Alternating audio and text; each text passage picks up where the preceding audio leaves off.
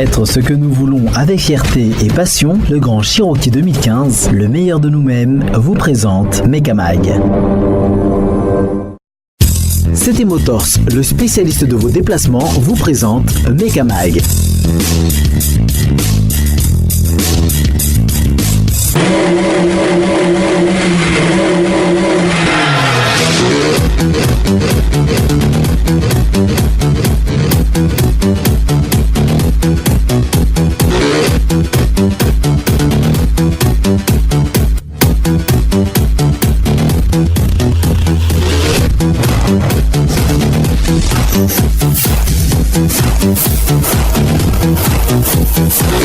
On ne réchigne jamais à se rendre sur les présentations pour découvrir de nouvelles motos, mais il faut bien dire que certaines peuvent marquer plus que d'autres. C'est le cas pour la 250 KXF 2017 de Kawasaki, une nouveauté cross déjà disponible chez CT Motors, le représentant de la firme d'Akashi à Madagascar depuis 2008. Allez, on respire, on se détend et on se penche avec attention sur la nouvelle KXF avant toute chose. Sublime en statique.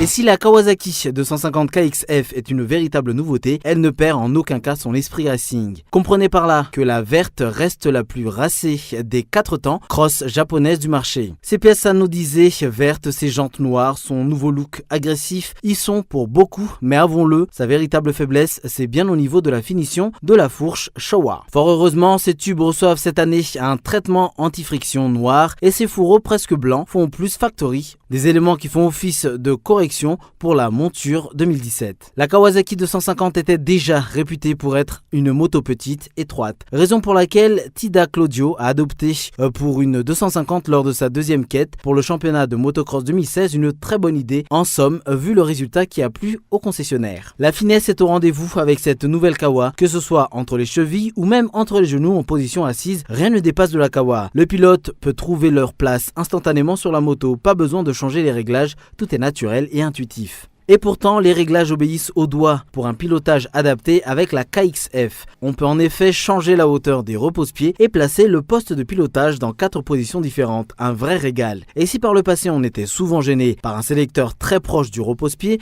mais ce détail n'est plus aujourd'hui qu'un mauvais souvenir. Du côté du moteur, eh bien, la Kawasaki 250 KXF passe tout bonnement une nouvelle étape. Les bas régimes solides sont suivis de mi-régimes, vraiment rageurs, qui propulsent avec force cette Kawa. Tout en haut, il manque peut-être encore un chouïa d'allonge pour les plus exigeants. Pour autant, la KXF ne réchigne pas à rester dans les tours. Le plus gros camel en montée de circuit sera un excellent juge de paix. La nouvelle Kawasaki KX 250F 2017 fait mouche et la moto en elle-même a de solides arguments à faire valoir. L'ergonomie devient plus naturelle, la moto est très bien équilibrée, légère et se révèle extrêmement maniable, tandis que le moteur délivre des performances à la hausse avec une bonne dose de force à mi-régime, même si certaines concurrentes disposent de plus d'allonge. Seul véritable bémol, la fourche Showa SFF n'est pas vraiment optimale dans les enchaînements de trous cassants. Des détails qu'il va falloir peaufiner à l'avenir. Malgré tout, c'est une moto qui s'en sort avec tous les honneurs. Déjà disponible chez CT Motors Andar.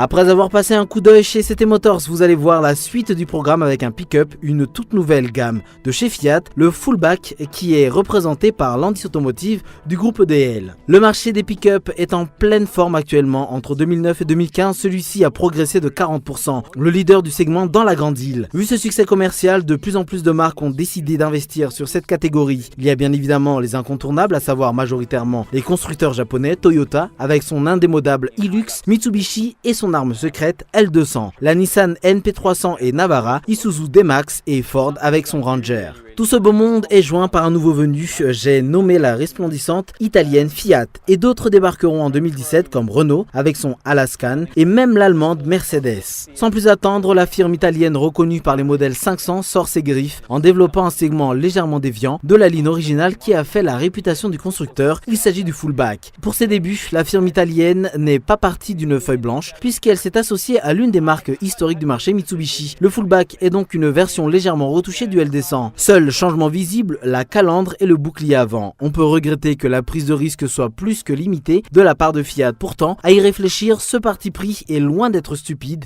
puisque le L200 est l'un des pick-up les plus réussis du marché. Comme souvent dans cette catégorie, le fullback est disponible en deux carrosseries. Cabine approfondie avec des strapontins pour les places arrière et la version double cabine, configuration préférée des particuliers car il est possible de transporter 3 personnes à l'arrière avec un accès aisé. Les dimensions dans les deux cas sont imposantes avec une longueur de 5,30 m. L'intérêt et l'originalité des pick-up résident bien évidemment dans leur benne. Ici, suivant la carrosserie, elle varie entre 1,50 m et 1,80 m de long et peut transporter jusqu'à 1 tonne. L'analogie avec le L200 se retrouve également dans l'habitacle avec une planche de bord strictement identique. La présentation est plutôt agréable même si on peut regretter un assemblage et une qualité des matériaux moyenne mais logique pour la catégorie sachant qu'il s'agit d'un utilitaire.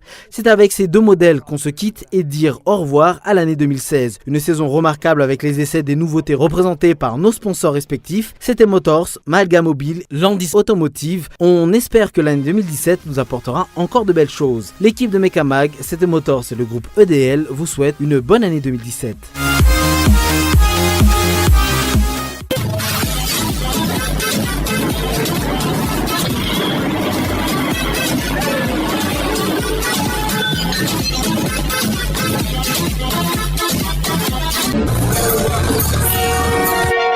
Qual chofer? Embuteiagem, ino fica.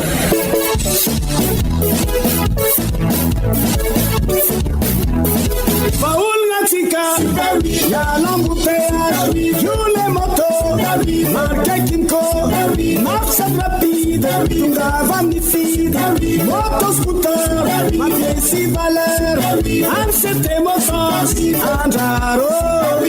Kimco, Super 8, scooter, ma pièce valeur.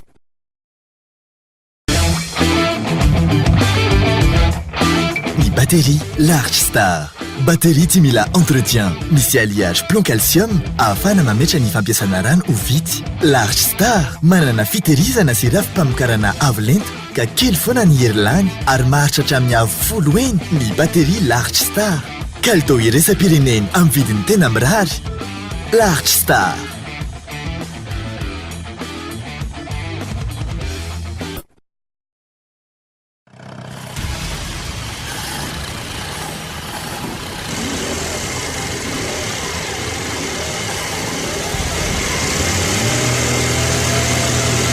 Votre moteur s'abîme trop vite?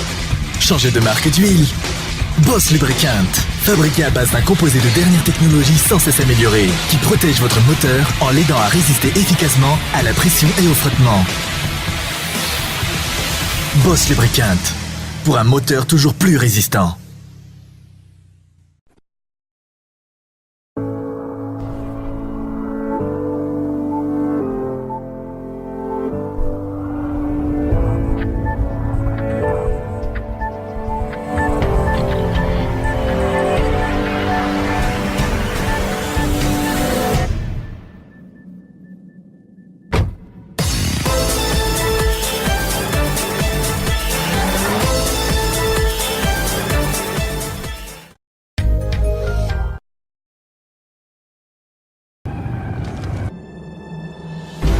La souplesse, la fiabilité, la fluidité, la puissance, la longévité, l'endurance, la performance.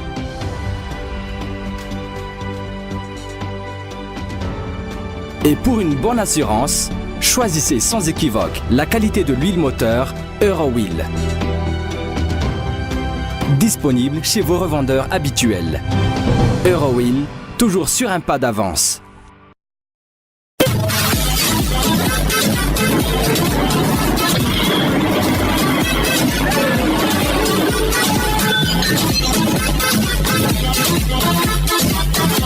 Moins extrême, le pilote américain Ken Block a de son côté récemment mis à l'essai le nouveau Ford F-150 Raptor. Mais pour pimenter le tout, le pro des Gymkhana a fait rouler le pick-up de 455 chevaux dans la poudreuse. Impressionnant. Retour sur terre maintenant avec l'écurie britannique M-Sport qui vient de présenter les couleurs de ses deux Ford Fiesta qui participeront l'an prochain au championnat du monde des rallyes. Et surprise, celles-ci ne seront pas décorées de la même manière. La voiture de Sébastien Ogier, qui a rejoint l'équipe il y a peu, arborera les couleurs de Red Bull. L'ancien sponsor de Volkswagen et promoteur de WRC a en effet décidé de suivre le quadruple champion du monde chez M-Sport. Le coéquipier du français, l'estonien Ott Tänak, hérite lui d'une Fiesta plus sobre, dénuée de sponsor principal. Rendez-vous maintenant du 20 au 22 janvier à Monte-Carlo pour le premier rallye de la saison. Le jeune constructeur britannique Elemental a annoncé vouloir s'attaquer au record absolu de la piste avec le seul et unique modèle qu'il compte aujourd'hui à son catalogue, la RP1. Le roadster extrême va donc tenter de détrôner la radicale SR8 qui possède le meilleur temps du tracé en 6 minutes et 48 secondes. Un chrono de référence qui tient depuis 2009 et sur lequel beaucoup d'autos se sont cassés les dents. Avec ses 324 chevaux, son poids contenu à 580 kg et son appui aérodynamique de plus d'1 tonne à 241 km/h, la RP1 a quelques arguments à faire valoir. Ne reste plus qu'à lui trouver un bon pilote. Enfin, terminons avec Aston Martin qui vient de nous offrir une première vidéo de sa nouvelle Vanquish S. L'occasion pour la marque de vanter la sportivité de son modèle, animé par un V12 6 litres atmosphérique de 600 chevaux.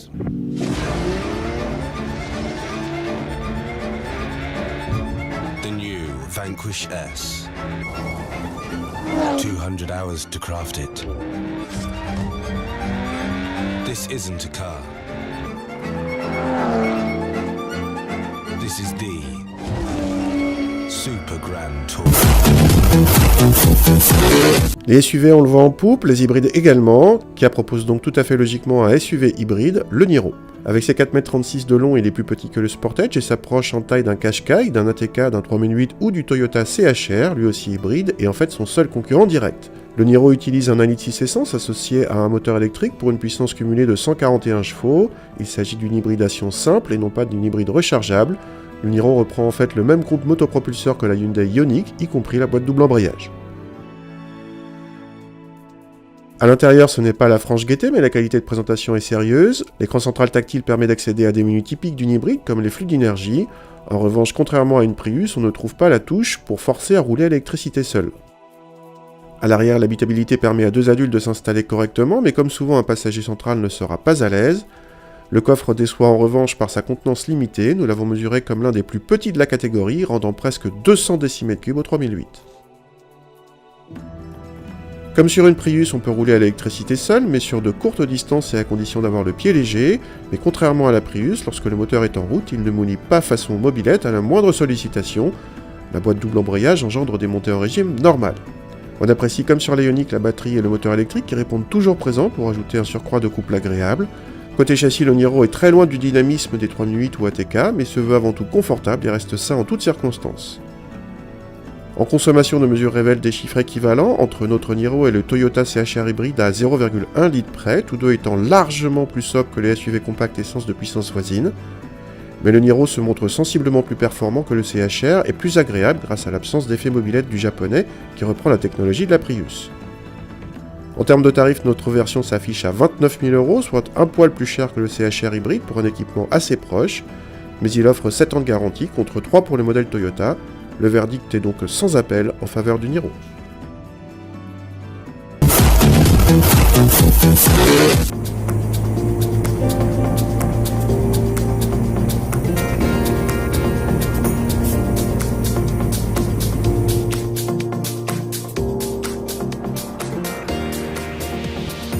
En 2016, Harley-Davidson se renouvelle. Une cure de jouvence initiée avec sa gamme Dark Custom, dont le Sportster Roadster 1200 fait partie et que Thibaut va essayer aujourd'hui dans les rues de la capitale. Je suis content de vous retrouver pour deux choses. La première, c'est parce que c'est mon premier essai sur motorlife.tv et ça me fait énormément plaisir. Et la deuxième chose, c'est parce que je suis pour la première fois sur une Harley-Davidson, que je me retrouve sur le Roadster 1200. Alors je vous cache pas que j'avais quelques a priori avec cette marque, notamment le côté, voilà, c'est un peu les motos pépères pour les personnes qui ont un petit peu d'argent, la cinquantaine, qui roulent gentiment. Et ben les amis, j'ai envie de vous dire, c'est un petit peu comme à l'école. Quand on n'a pas goûté encore, on peut pas dire qu'on n'aime pas.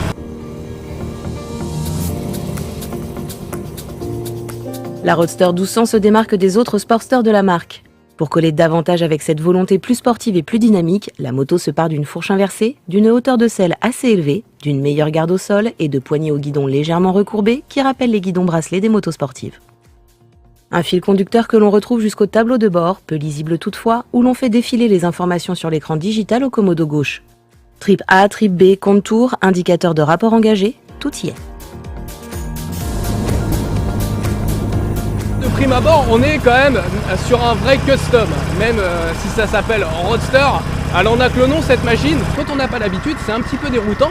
Néanmoins, la position de conduite est pas si exclusive que ça. Et surtout, on arrive à s'y faire relativement vite. La prise en main est quasi immédiate sur cette moto. Ça, c'est appréciable. Notamment pour celles et ceux qui n'auraient jamais conduit de custom et qui auraient envie de franchir le pas. L'accessibilité semble donc être le maître mot de cette Harley. Un point positif pour cette gamme Sportster qui vise en premier lieu une clientèle plus jeune. En effet, une version 35 kW existe pour les jeunes permis. Un permis A2 qui, on vous le rappelle, est devenu la norme quel que soit l'âge du candidat depuis le 3 juin dernier. Pour ceux qui ne sont pas soumis aux restrictions de puissance, on pourra pleinement profiter du moteur V-Twin de 1202 cm3 qui équipe déjà la 48. Si la puissance de 50 kW est raisonnable, l'intérêt du bicylindre réside dans son couple de 97 Nm à 4250 tours minute. On retrouve également une boîte à 5 rapports. Avec le petit réservoir de 12 litres, l'autonomie ne dépasse guère 150 km en ville vu l'appétit du Twin. 9 litres au 100. Cependant, le principal défaut du Roadster 1200 se trouve à un autre niveau.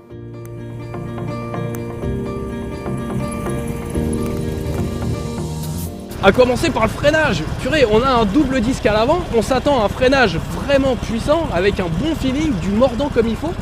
Et non quoi, franchement le feeling il est décevant, c'est quand même un petit peu mou.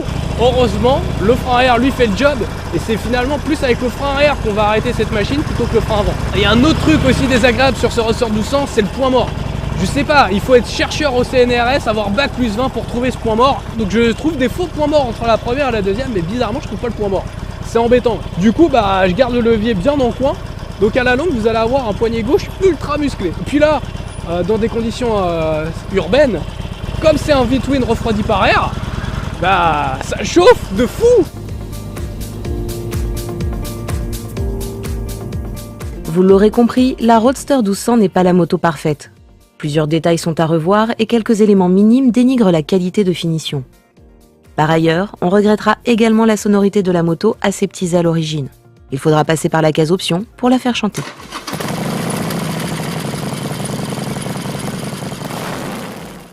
Néanmoins, ces inconvénients seront vite oubliés par les habitués de la firme du Milwaukee.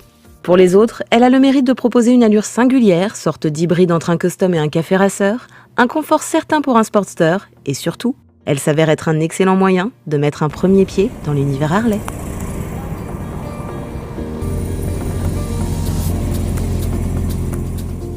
Pour ce Roadster 1200 là, ça reste une Harley fidèle à elle-même, c'est vraiment pas fait pour la ville, et c'est fait pour les grands espaces, pour rouler.